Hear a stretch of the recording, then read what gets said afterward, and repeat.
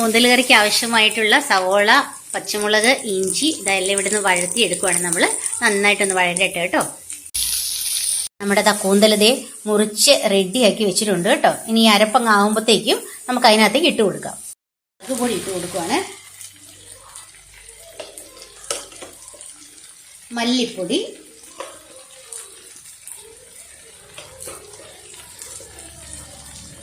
മഞ്ഞൾപ്പൊടി,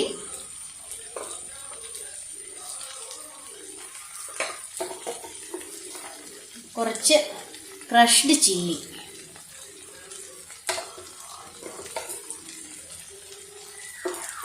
ആവശ്യത്തിന് ഉപ്പും കൂടി ഇട്ട് കൊടുക്കുവാണ്.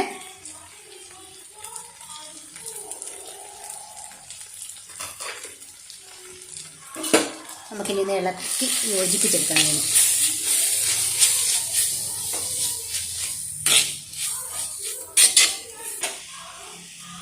ഇതാ നമ്മുടെ കൂന്തൽ മുറിച്ച് വെച്ചത് ഇതാ നമ്മൾ ഇതിനകത്തേക്ക് ആഡ് ചെയ്ത് കൊടുക്കുവാണ്.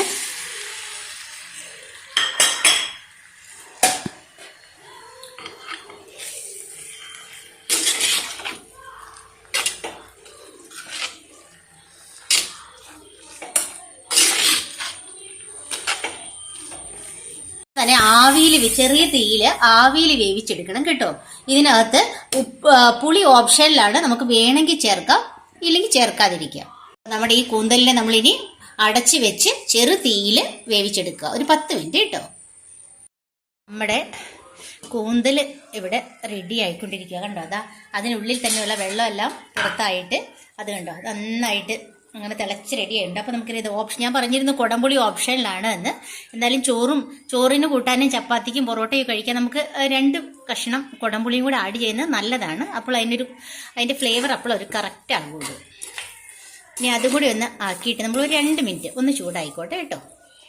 അപ്പോഴേക്കും നമ്മുടെ ആ കുടംപുളി അതിനകത്ത് ആയിക്കോളും. ഇതാ നമ്മുടെ കൂന്തൽ കറി ഇവിടെ റെഡി ആയിട്ടുണ്ട്.